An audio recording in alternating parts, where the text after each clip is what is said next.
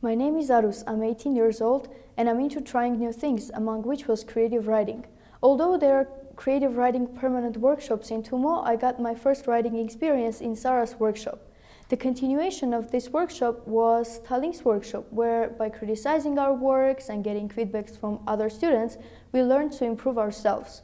As a result of both workshops, one of my pieces, named A Story Written by Earthquake, is going to be published with the help of Hamazgain really soon.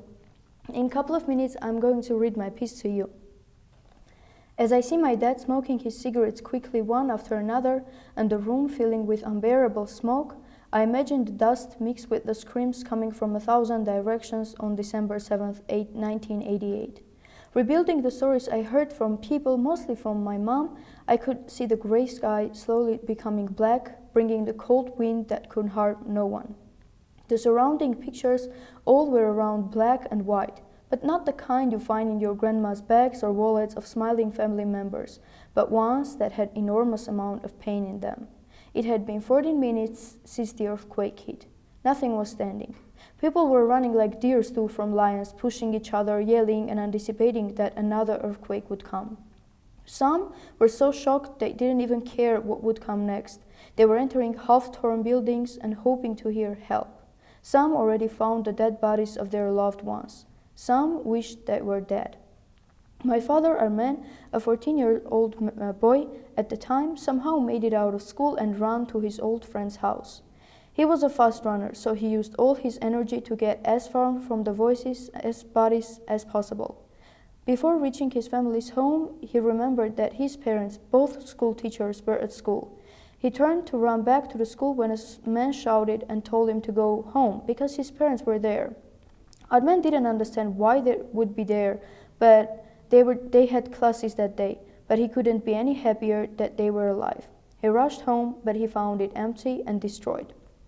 Khachatur Arus Melkonyan had been living in Gyumri, a village in Lori province, Armenia, for more than 25 years.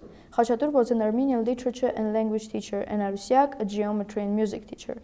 They married in 1955, raised 3 young boys, Hraid, Araik, and Armen, and by 1988, Hraid and Araik were married, living in Yerevan. Armen had stayed to finish high school. Armen ran back to school where he knew his parents would be. While teachers were trying to lead the students out of half-destroyed schools, huge blocks of stones were falling.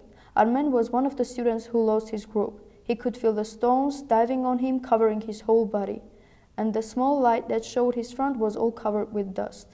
He understood that he couldn't catch up with the students and the teachers, but he had to find a way out of that place. He wanted to move his body, but he was stuck, unable to move. A horrible pain shook his body. He was so panicked he almost lost his breath, but somehow he saw a small light next to him.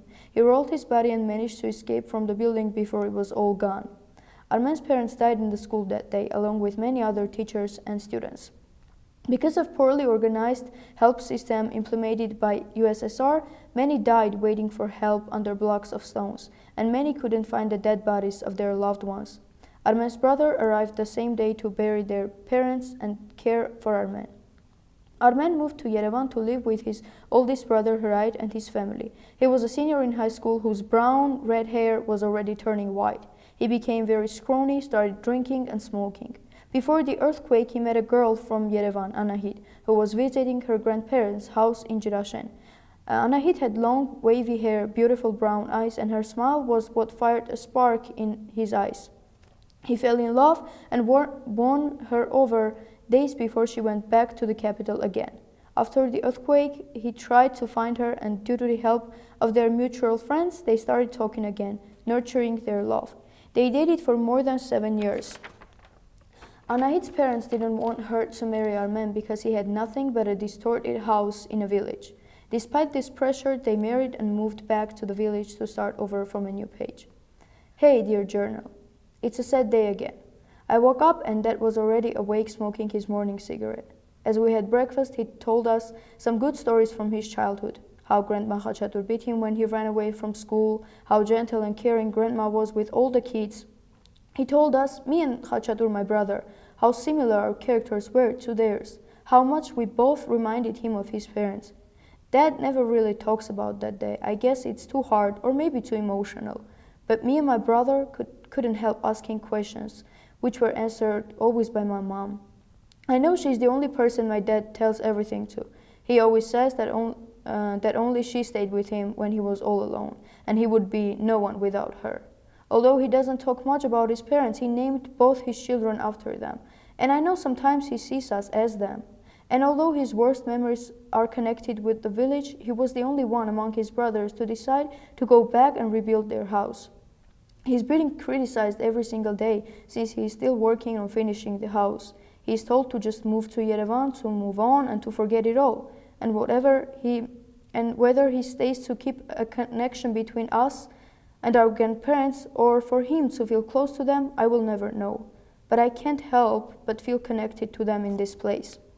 When we went to their tombstones, I sat in front of my grandma's stone and started telling her about my grades, good or bad things.